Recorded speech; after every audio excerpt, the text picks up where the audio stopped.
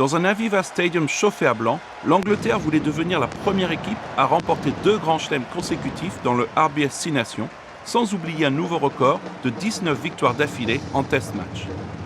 L'Irlande, elle, reste sur une série de 10 victoires dans le tournoi à l'Aviva. Cette partie connaissait une entame un peu surréaliste, les joueurs devant attendre sur le terrain que le match France-Galles se termine à Paris avant d'engager les hostilités.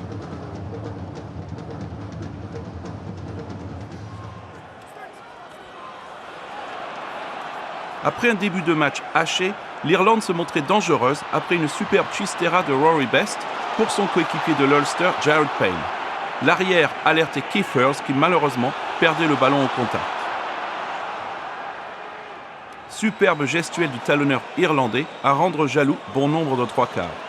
Malheureusement pour les locaux, cette action de classe ne débouchait sur aucun point. L'arbitre revenait tout de même sur une faute initiale, ce qui permettait aux 15 du trèfle d'ouvrir le score grâce à la précision de Johnny Sexton au pied face au poteau, 3-0.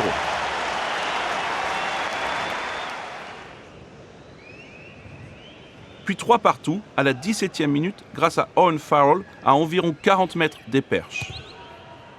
Le joueur des Saracens inscrivant ses premiers points sous les yeux de son père, Andy, en charge de la défense de l'équipe adverse. Au milieu de la première période, l'Irlande frappait un grand coup. Sur un môle vert, l'Angleterre reculait et Ian Henderson plongeait pour aplatir le premier essai de la partie. Ses partenaires et le public étaient sûrs de leur fait, mais l'arbitre, Jérôme Garcès, demandait au TMO de vérifier. Et le TMO néo-zélandais Ben Skinn confirmait très vite que l'essai était valable. Henderson exerçant suffisamment de pression pour aplatir. Et avec la transformation de Sexton, le score passait à 10-3 pour l'Irlande. Avec 73% de possession pour les locaux, l'Angleterre avait du mal à enchaîner et à tenir le ballon.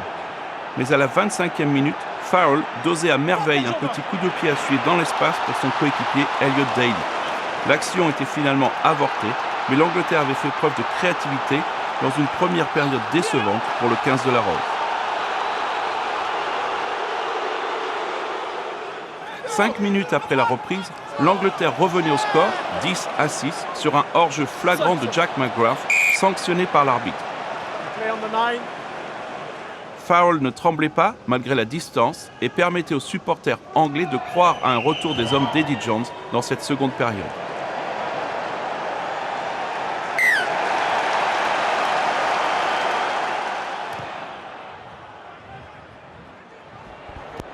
L'Irlande mettait tout son cœur dans la bataille, comme l'illustre la détermination de Jared Payne, qui a cassé plusieurs plaquages avant d'être rattrapé par Brown et Vunipola.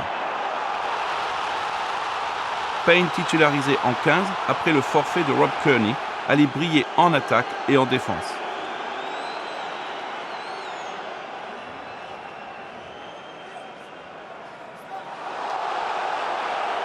Quelques minutes plus tard, le capitaine irlandais Rory Best se sentait obligé d'aller discuter avec l'arbitre après plusieurs plaquages à retardement sur Johnny Sexton.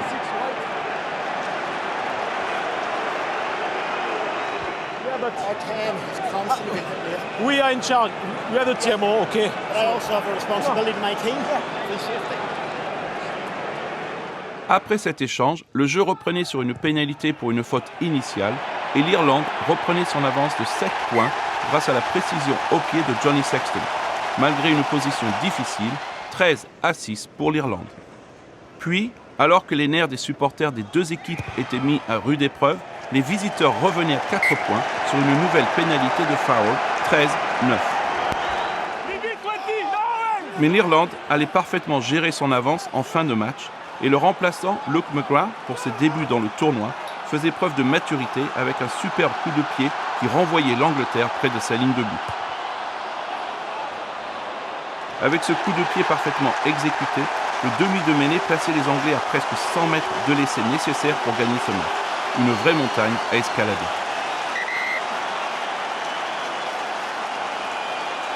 Et l'Angleterre ne trouvait pas la brèche, et l'espoir d'un nouveau grand chelem et du record de 19 victoires consécutives en test match était anéanti sur un en avant de Mike Brown après la sirène.